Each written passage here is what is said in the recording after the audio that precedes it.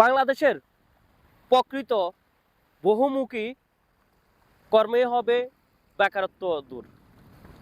দেখেন, একজন ক্ষুদ্র উদ্যোক্তা সে উদ্যোগ নিচ্ছে, সে একটা মানুষের কর্মসংস্থান করবে কিংবা কর্মসংস্থান করবে ওই ধরনের কাজ।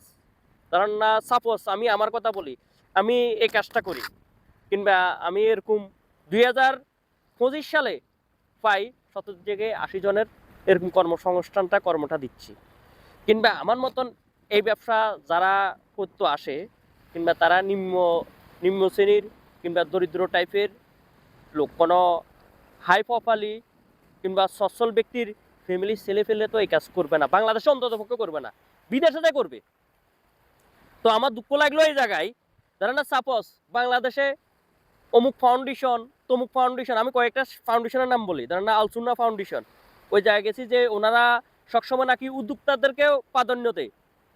তো আমি প্র্যাকটিক্যালে ওনাদের সাথে যোগাযোগ করছি কিংবা ওনারা চাইছেন উদ্যোক্তাদেরকে সবসময় প্রাধান্য দেয় না, ওনারা ওই দালালদেরকে প্রাধান্য দেয়। যেমন সাপোজ ওনাদের যারা বা আত্মীয় স্বজন আছে, আত্মীয় স্বজনের মাধ্যমে পরিচিত জনের মাধ্যমে তখন ওই সমস্ত লোকেদেরকে দেয়, তারা সোশ্যাল মিডিয়াতে আপলোড করে। সেই সে ফাউন্ডেশনের মায়ের বাদ দিলাম, কিংবা বাংলাদেশের যে কোনো মূলধারার যেসব ব্যাংক আছে, ধরেন না ইসলামী ব্যাংক আছে, সিটি ব্যাংক আছে, ডাচ বাংলা ব্যাংক আছে, ব্র্যাক ব্যাংক আছে, এশিয়া ব্যাংক আছে, সোনালী ব্যাংক আছে, জনতা ব্যাংক আছে, কৃষি ব্যাংক আছে, যতগুলো ব্যাংক আছে, আমার মতন একজন ক্ষুদ্র উদ্যোক্তারকে কোনো ব্যাংকে পাত্তা দিচ্ছে না।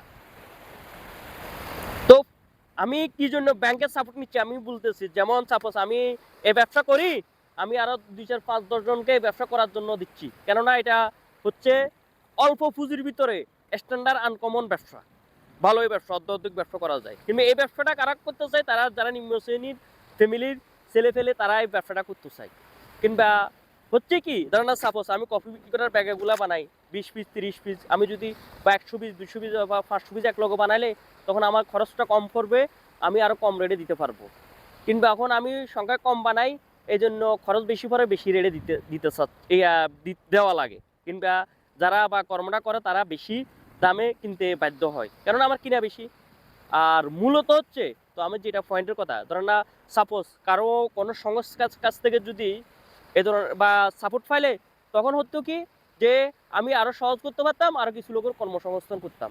শুধু আমি না, বাংলাদেশের অসংখ্য অসংখ্য ছোট ছোট উদ্যোক্তা আছে যে তারা জায়গায় জায়গায় এখনো হেনস্থ হইতেছে দালালের কাছে, কিংবা তাদের ওই ছোট উদ্যোক্তা হচ্ছে দালালের প্রাধান্যটা বেশি।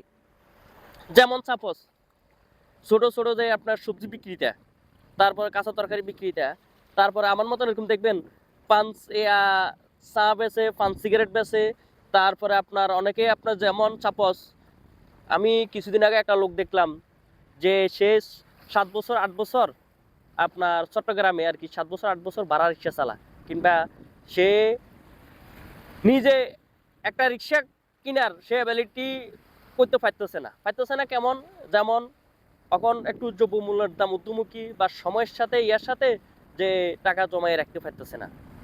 তো সে যদি নিজে রিক্সাটা কিনতে পারতো, সে আর একটু সাপোর্ট পাইতো। ধরেন না সাপোজ একটা একটা চা বিক্রেতা কিংবা একটা ফুটপাতের হকার ওরকম সাপোর্টটা পাচ্ছে না। আপনারা যারা ব্যাংক কেন্দ্রিক যারা আছেন, যে সমস্ত প্রাইভেট ব্যাংক আছেন, আপনারা আমাদের মতন যারা ক্ষুদ্র উদ্যোক্তা 50,000 1 লাখ টাকা এই আপনার লোনের ব্যবস্থা করুন, এই সিস্টেমটা চালু করুন, তাহলে প্রকৃত বাংলাদেশের প্রকৃত ক্ষুদ্র উদ্যোক্তারা স্বাবলম্বী পাবে। আপনারা দেন কাদেরকে লোন দেন? ওই যাদের বেগম কানাডা বেগম পাড়া বাড়ি আছে তাদেরকে। কাদেরকে লোন দেন? ওই যারা ওই সিঙ্গাপুর সুইজারল্যান্ড সুইস ব্যাংকে টাকা রাখতে পারবে তাদেরকে।